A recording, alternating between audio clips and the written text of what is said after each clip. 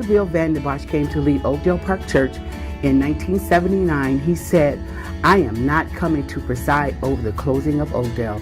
And he was right. In the years that Bill and his wife Lynn served at Oakdale, the church's commitment to community ministry and prayers only grew. By the end of the 1980s, the membership decline at Oakdale had ended. Over those years, a number of staff were hired to cultivate its growth.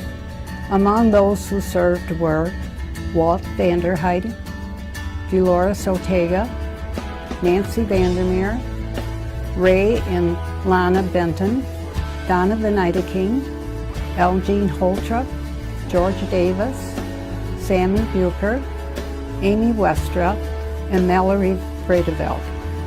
Each of these people brought energy and grace through their service with the community at Oakdale Park Church. But the Oakdale community was not immune to tragedy. In the 1990s, a house fire took the lives of 3 children in the Oakdale neighborhood. Oakdale Park Church held the funeral for the children, a moment that touched both the community and the congregation. This moment became one of the rallying points for community ministry at Oakdale. Members of Oakdale's congregation began moving back into the Oakdale neighborhood. The heart of Oakdale beat a little faster for community ministry. Wednesday night ministries began, ministries that continue to this day. Whether potlucks or worship, Bible study or cadets, Women of Destiny or Gems, Jesus Venture Crew, Wednesday nights have been a flurry of activity at Oakdale. In 2000, the Oakdale Council signed a public statement for diversity against racism in all of the Oakdale's ministries. By 2005, Oakdale Neighbors, a Christian community development organization began by Oakdale members, was fully involved in the Oakdale Park community, working for a neighborhood of grace and vitality through developing and connecting skills and resources. But Oakdale's growth was not confined to Wednesday nights.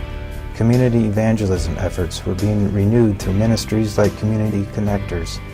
Elder James Jones, who later became Pastor James Jones, was leading the council. God's goodness was evident at Oakdale Park Church.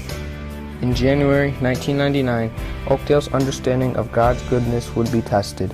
Damage from high winds and heavy snow required the demolition of Oakdale's sanctuary.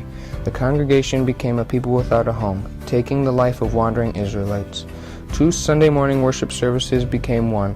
Church offices were relocated to a formal funeral home.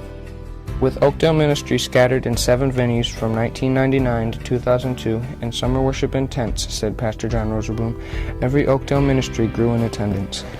Over its history, the Oakdale Park congregation has built and rebuilt its sanctuary 4 times, 1890, 1904, 1962-63, and 2000 through 2002. Looking back, we can see how God used these events to shape Oakdale Park into the unique community it is today, a community of prayer. Oakdale prayed for 6 months before rebuilding in 2000. Rebuilding meant commitment and sacrifice, but most importantly, dependence on God. God was reminding us that the church is not a building, but people. Stewardship in another form of commitment. Oakdale Sanctuary, 2002, and a new ministry house built in 2010 had combined price tags of over $4 million. By God's grace and through consistent gifts of Oakdale's people and friends of the church, both are debt-free. When Pastor Bill Vandenbosch announced his retirement, we were once again brought to our knees in prayer. A group of members called the Timothy Team was formed, leading the congregation through a process of affirming who we are as God's people and seeking God's continued grace for the future. In 2009 and 2010, the elders of Oakdale Park Church interviewed 85% of Oakdale's members, asking them what they see as the main mission of Oakdale.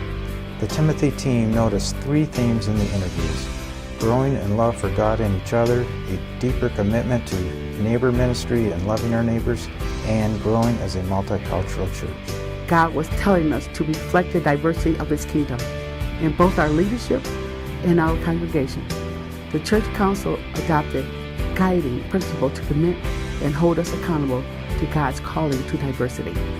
And in January of 2012, that commitment was rewarded when we welcome Pastor Emmett Harrison and his wife Emily and their family to Oakdale. Through their service, we have been truly blessed. We recently asked young people in Oakdale's high school youth group if you could describe your church in one word, what would that word be? Here's how they responded: inspiring, welcoming, awesome, diverse, great, intentional, amazing. By the grace of God, 25 years from now, our community will be saying the same thing.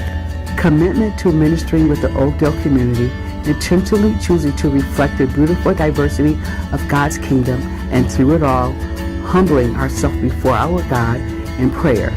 This is what the past 25 years has been all about at Oakdale Park Church, loving God, loving others right here.